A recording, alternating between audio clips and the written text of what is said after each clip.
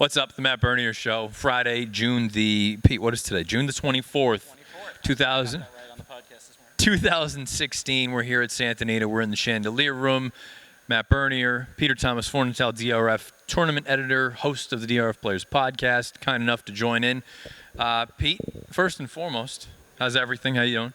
Things are great. It's very hard to be anything but great when you get a chance to come to Santa Anita. Now, normally, I am more of an Eddie Logan guy, but I have to say, the Chandelier Room, pretty swank accommodations in their own right. Now, the only thing I'll say about that is we will migrate at some point to the Logan. It's just a matter of this is a controlled environment. There's no one coming in or out, and it's nice and quiet, and there's no issues with sound. I'm sure over there. And then, look, it doesn't get loud, per se. I mean, we've been there plenty of times in the past, but it's an outdoor sort of setting, and God knows, in here, at least, we don't really have to worry about anybody. It's perfect for what you're trying to accomplish here in terms of shooting video in a nice, quiet place. You don't have the likes of Jonathan Kinchin trying to root in his early pick 5 and causing all kinds of problems. So before we dive into why we're out here this weekend, it's the Gold Cup, but before we dive into all that, I haven't had a chance to talk to you. I've seen Hogan around the office a little bit, but now we're on opposite sides of the room. Kinchin, I'll see him in the next few days and whatnot. Let's just go back to the Derby. First things first. Nyquist wins. Great performance. Basically presses the hot pace throughout. Goes on. Does his thing. Exaggerator a good second. Overall thoughts? Well, it was a race. I was absolutely surprised by how unsurprising the finish was, at least in terms of what the betting markets indicated it would be. I tried to be a smart guy, try to come up with a bunch of clever ideas, and then the favorites run around there and do exactly what they're supposed to do. That not a recipe for success for me. At the same time, I was impressed with Nyquist. I thought this was a horse who I had questioned coming in. A lot of little things made me think I'm not so sure. I don't necessarily want to hitch my flag to this favorite. I'm not necessarily afraid to go with a favorite in a spot like that if it's who I think is going to win. This was one that everything was telling me I was meant to go against, and boy, did he prove me wrong. Look, we're in the same boat. I wanted to take a swing against him. I wasn't convinced 10 furlongs was going to be his game. I wasn't convinced that some of the antics, whether it was, I don't want to call it antics, but going back to the left lead in the Florida Derby, just being a little bit green, I was on the side of, look, maybe it wasn't the distance, but I didn't want to find out at a short price. And I think that's just the way, again, from a gambling standpoint, you got to separate. We're all fans, but you got to separate the fan side of things from the gambling side of things. That's exactly right. It's not like I had anything against the horse. I certainly understood the case for the horse. There were a bunch of things. You mentioned the lead switch, the story about him missing a day with the temperature. There's that old school horseman thought that if every day a horse has a fever, you walk him for a week. I'm hearing that about him and his preparations for that race. Right. It's just not making me too excited to lump on at a short price. So he ultimately proves Pete and I and many others wrong. But at the end of the day, we move on to the Preakness 2 weeks later. It's a scenario where we get the wet track.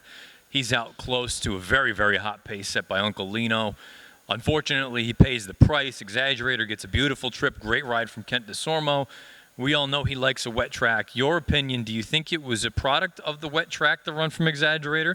Or do you think he's just a good horse that can overcome, I don't want to say overcome, that can run in spite of or regardless of the scenario? My gut feeling is, and we've talked about this a lot on the podcast, and Kinchin has his own view about what his deal is. I do think that the wet helped him. Okay. And I'm not saying that he's just a mudlark, sure. But, I mean, even on the Derby, of course, it wasn't a wet track, but it poured rain. So when you look at all his best efforts, they did have that in common.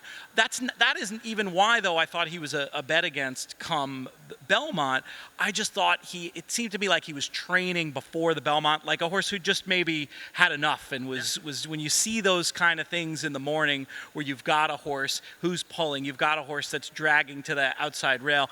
It's not the horse I want in the Belmont as the favorite, that's for sure. So, and you kind of alluded to the idea that he ultimately went off as the favorite in the Belmont Stakes. Nyquist, a defection. He had an elevated white blood cell count, got a little bit sick. Sounds like he's okay. Now, guess what? It's going to be an interesting and an exciting thing for us tomorrow afternoon. Again, we're taping this on Friday, the Matt Bernier Show. By the way, presented by our friends at Thistledown, the Ohio Derby coming up tomorrow afternoon. You'll be able to see that on DRF Live, 4 o'clock Eastern. Nyquist unfortunately got sick, but we're going to see him tomorrow before the first race. He's going to work out, and I don't know if they've said, is it a half mile or 5/8? Do you know? I haven't seen that yet, but I'm very much looking forward to seeing him in the flesh. Obviously, what happened in the Preakness, I don't think hurt his standing as a talented athletic individual. It seems like, if you believe the story, this was not necessarily a jockey error so much as a tactical decision that was made before the race, perhaps Connections overestimating just how good he was. But when you see that opening quarter he ran and the race that he continued to run, this is a horse who has undeniable talent. He's proved me wrong in the past. Really looking forward to getting a sense of seeing where he is and seeing if this is going to maybe be a horse who continues to develop as the 3-year-old year progresses. I can't wait to see him. Well, and before we do turn the page to the Belmont, you alluded to it. It seems like this was a concerted effort by the Connections to say, we're going on with it. We're going to try to basically American Pharoah this field and say we're on the best horse. And there's a part of me, you know what? If Mario was riding to instructions, I have no problem with it. And I have to be honest with you, even if he wasn't, I understand they went very, very fast. Wouldn't we bash him if he took off, if he took back and the horse didn't run his race or he wasn't comfortable? Conversely, he thinks he's on the best horse. I get it. You know, it's easy to sort of second guess it, but particularly since that's what the Connections wanted, I didn't have a problem. What did you think overall of the tactic of the decision that we're going no matter what? I think that the way that race shaped up on paper, that it was a kind of a crazy tactic. I agree that once you're sort of in the thick of it, and the way that the way that the race shook out, I can't get too upset specifically with Gutierrez, especially if he's riding under instructions there. But I think when you see there's all this speed on either side of you, sometimes you just get unlucky. When you watch that replay, there's a moment to me where he's actually looking over his shoulder, almost like he wants to get to the outside and settle, and the spot gets taken, and at that point, I thought watching it that it was a split-second tactical error. But then when you hear the Connections afterwards saying that was the plan, I think you kind of have to believe them. Another interesting tidbit that a friend of mine, Sean Borman, excellent handicapper, passed along to me was that he'd heard an interview with Bob Baffert during the week, and they talked to Baffert about what his tactics would have been in the situation, and he said, you know what, I think they've got the best horse, they should probably just go on with it. I think this is a case of Connections maybe just overestimating the horse's ability. I mean, with American Pharoah, that makes perfect sense when he's running against those fields where there's not much other speed in it. When you're dealing with a race that has all that other speed, it was a tactic that I think if they had it to do over again, they might try something else. So maybe it emptied the tank a little bit. We'll get to see Nyquist tomorrow afternoon before the first race go out for a published workout. Let's move on to the Belmont Stakes. It's a race where I'm just still getting settled down. The blood pressure is slowly coming back down from Governor Malibu not being able to get through. But at the end of the day, very interesting race, very entertaining race. Creator gets up in the shadow of the wire, just pips Destin, who ran a very game second. Overall thoughts going into it, who did you like? What did you think of the way the race shaped up?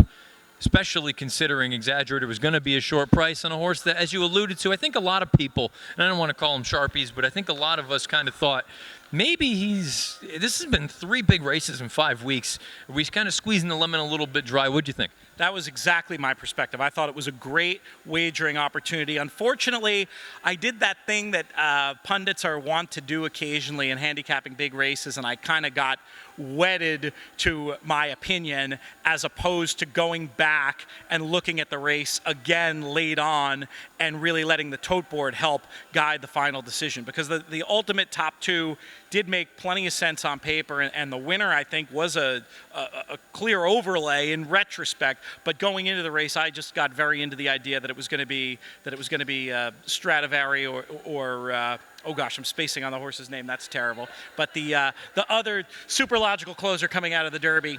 Sudden breaking news? Yeah, sudden breaking news. I apologize to him for forgetting his name. But I got too stuck into sudden breaking news and Stradivari and neglected those two. And I think you make a great point about Governor Malibu. I mean, very easily could have been second or even won had his spot not been taken, had Rosario decided not to go down to the rail at that exact moment. That's a brutal beat for you. I can't complain about the ride. And again, we've said it so many times on DRF Live in the afternoons or in any of the previews that we do. We're not critical of the riders themselves, but we can be critical of decisions that they make. Look, Joel Rosario had a banner day on Belmont Day. I believe he won 5. He could have easily won 7, and the 2 that he didn't win cost me, I think, north of $5,000. Again, it doesn't matter. Nobody cares. No one cares. So here we are again. Let's just kind of set the scene. The Belmont Triple Crown's over. Matt Bernier Show. We're not on DRF Live today simply because of logistics. But if you're listening, you're watching YouTube, SoundCloud, DRF.com, ESPN.com, however it may be.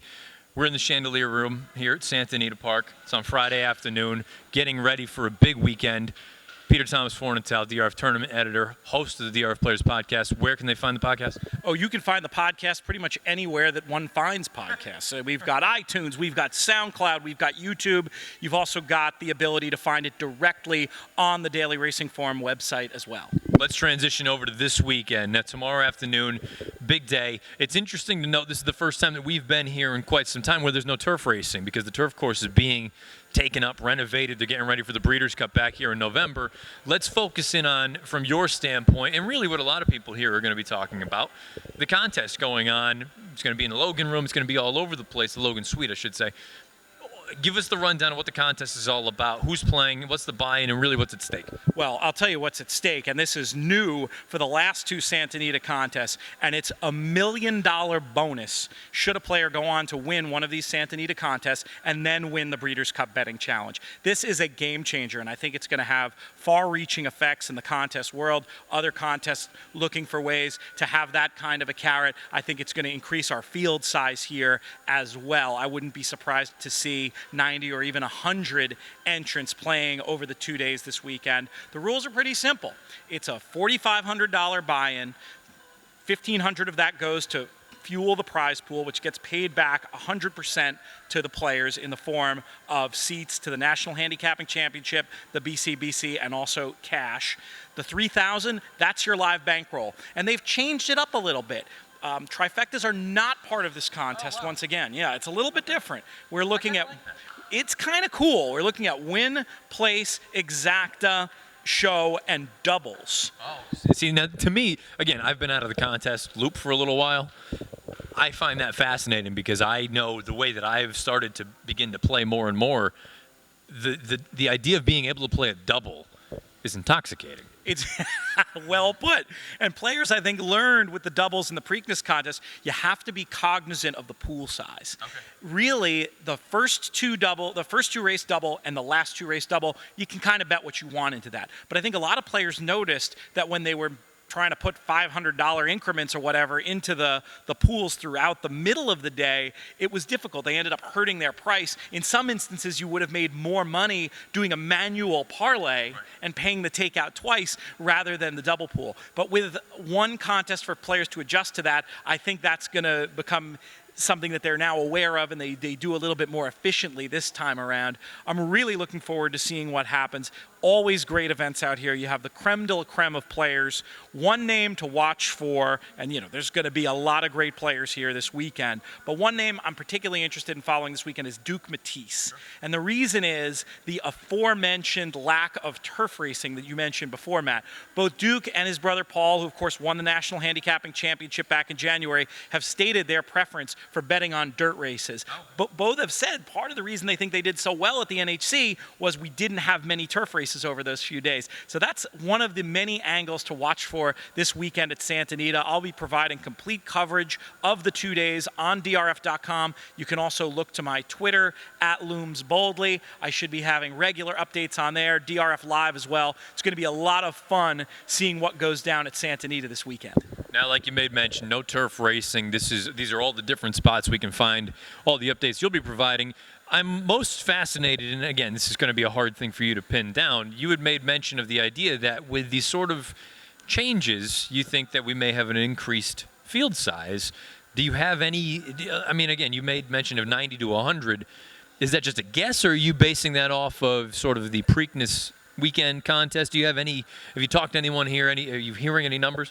I did speak to Nate Newby, and he suggested that 90 was looking really good, and he thought there was a good chance based on walk-ups who've come in the past that 100 number could happen. I don't know how many signups he has to date. The Southern California players, they're sort of known for making decisions late, and it can make it very difficult doing. Yeah, exactly. You know, it's a go with the flow kind of deal out here, and the contest players are no exception. So we're going to know a lot more. I do believe one late entrant who's going to be buying 2 entries into this is our buddy Jonathan Kinchin. Always fun to follow him. He's made a couple of deep runs. He's been high on the leaderboard at the end of day 1 at the Santa Anita contest before. He's never been able to see it out on day 2 at this particular live bank contest, but he's another guy I'm going to have my eye on in terms of thinking he could be a major contender as we get down to the 2 days of the Gold Cup betting challenge. Now, did you guys, was Kinchin on the podcast with you earlier today? He was not. He was in transit. He should be here for the late pick 4, I believe. So I guess that's kind of an interesting thing, and I know I've talked to him a little bit here, text and whatnot. Is he bringing the entourage? Is everyone coming, or is it just him? That's an excellent question. I haven't gotten that far in my conversations with him. I think since this is a little last minute, he may be flying pretty close to solo. He may have his mind on business, maybe even more than usual. As we've seen in the past, a focused Kinchin is a dangerous Kinchin. Let's talk a little bit about the big races tomorrow. 2 Grade 1s are going to be the final 2 races of the day on Saturday at Santa Anita. It's the 7 furlong Grade 1 Triple Bend, the 1 1/4 Grade 1 Gold Cup. I know, Pete, you made mention you haven't had a chance to really dive in deep, but you know enough of the players, you know enough about them. Let's start with the Triple Bend. Kobe's Back is a horse. He's always been a favorite of many people. I've always liked the horse. I think he's very nice. He's always been a bit of a bad actor. He's always kind of broken a little bit slow. Peter Urton's put the blinkers on him recently, and he seems to be a little bit better out of the gate. He's still just length too slow, but he seems to be a little bit better. The question tomorrow is particularly the pace doesn't look like it's going to be a spirited one. You have Subtle Indian, who maybe he's really the X factor of the race. Not only is he lone speed, but he can throw down 21 and 2, and maybe he's his own worst enemy, and maybe it does set up for a horse like Kobe's Back. From a contest standpoint, if you can't play a triple now, or a trifecta, I should say, I mean, is a horse like Kobe's Back one that you think, knowing enough of the contest players, and again, it depends on where they are and what their kind of game plan is for the rest of the day. I mean, is Kobe's Back a horse that a lot of people you think would be willing to marry themselves to and say, this is going to be one of the horses that I'm going to look at because maybe I get 2 or 5 to 2 on a horse that maybe he should be 6 to 5, 7 to 5? I don't think that many contest players are too comfortable going with too big a percentage of their bankroll on a shorter price who's a closer in a race like this. Now, that said, there is a subset of players who I think are going to be looking at this race and they're going to be saying it's a Grade 1 race. Now, maybe it's more of a Grade 1 race in name only this year, but that said, something that I've noticed handicapping over the years, one of the areas that class can really matter to me is at the Grade 1 level.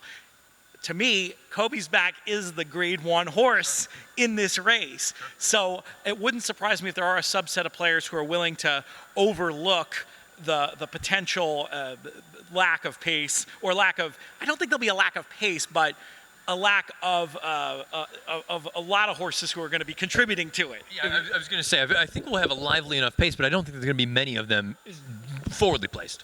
And it's also interesting looking at the potential lone speed and the jockey booking of Mike Smith, if maybe specifically that's meant to try to ration that speed a little bit more. Because this horse, I just don't think he's shown the ability to rate his energy efficiently enough that I love him for 7 furlongs. I talked about it earlier. We did a little video that the guys will be using on DRF Live tomorrow starting 4 o'clock Eastern, Dan Illman, Lonnie Goldfeder. I think this horse, win or lose tomorrow, I'm with you. Look, 6.5 in the Kona Gold in his most recent start. He was too fast for his own good. He opened up by 5. There was no one else near him. He could have gone 2 or 3 lengths slower if he really wanted to and maybe still had a chance. I think he's still, win, lose, or draw tomorrow afternoon, I think he's still a prime contender for the Breeders' Cup simply because the sprint is at 3/4 of a mile, and I think he's a crack 6 furlong horse top to bottom. Yeah, that sounds like a very reasonable analysis to me. It could be that his most important role that he plays in this race tomorrow is to set things up for a horse like Kobe's Back if he can I mean, if Smith is unable to get him to relax early, I think he'll just give him his head, and who knows? Hopefully, I'm a big Kobe's back fan. I just like him as an individual. I don't know how much of my personal bankroll I'm going to be risking on him, but I want to see him run well, and I love the idea that, you know, sometimes it only takes that one horse to make everybody go just a little bit faster than they want to, and maybe it can set up for him after all. Kobe's back. Let's move on to the main event. I shouldn't say the main event, the co-headliner, the Grade 1 Gold Cup, mile and a quarter on the dirt. It's going to be interesting to see Opportunity making his first start here back in North America since the Dubai World Cup. Sounds like early this morning there was still some unsureness about whether or not he was going to go. It sounds like green light, he's going on. First things first. Now, we had talked about this many moons ago on the podcast when I was still on it. The Dubai bounce, if it's sort of a myth or there's some validity to it, I think we know your answer, but we'll go over it again. And on top of that, does it concern you on a short price, likely to be the favorite, if not the favorite, the second choice, or very close to it? That doesn't sound like they were completely sold he was going to run here no matter what. Yeah, I cannot stand the vibes coming from the camp about Opportunity. We've talked about him so much. I know he's been a favorite of yours over the year, a grinder, a horse for whom I think 10 furlongs is an appropriate test. I thought it was a good enough race in Dubai. Dubai bounce, I'll just show you a tape of the mile, and we don't even have to have the conversation. Frosted 123 bar. But it's not that. It's just the general vibes in the camp that make me think you've got to go a different direction, don't you? Boy, and then you also factor in the pace scenario where it doesn't look like there's a ton signed on. You've got Lieutenant Colonel who figures to go, and I have time before I have to decide on who my pick is going to be. But boy, isn't Melatonin going to trip out? I love it for Melatonin. You took the words right out of my mouth. We've seen how well he ran at his last race at Santa Anita, backing that up with a terrific effort at Oaklawn. And one of the things that I think most handicappers do is try to envision how the race is going to be run. Design the race in your head before it's run, if you will. And when you do that for this race, things are looking awfully good for Melatonin. I don't think it'll be like the race where he put him to sleep on the lead out here the last time, but it should be even a better situation, stalking speed that he should be able to go by when he wants. One last horse to talk about. There's plenty of other ones, but again, you'll maybe see some inputs from yourself if you can put that out on Twitter tomorrow. What do you think of Bala Bali trying the dirt for the first time in this spot? I think you underestimate Richard Mandella and his ability to come up with appropriate spots for his horses at your own risk. On paper, I don't see a whole lot, but for me, just in terms of obviously this horse who's run 20-something times and not run on dirt, right? So I mean, there's some big question marks there. But in terms of a field that's maybe a little bit wanting in depth and class, that's not a bad way to go. I certainly wouldn't leave out of Trifecta. It's not a horse that I want to key, but a horse that I don't want to leave out either. DRF tournament editor, host of the DRF Players Podcast, Peter Thomas Fornatale. You can follow him at Looms Boldly. You'll also have updates all day tomorrow and Sunday on DRF Live. Absolutely going to be following all the action at the Santa Anita Gold Cup Betting Challenge.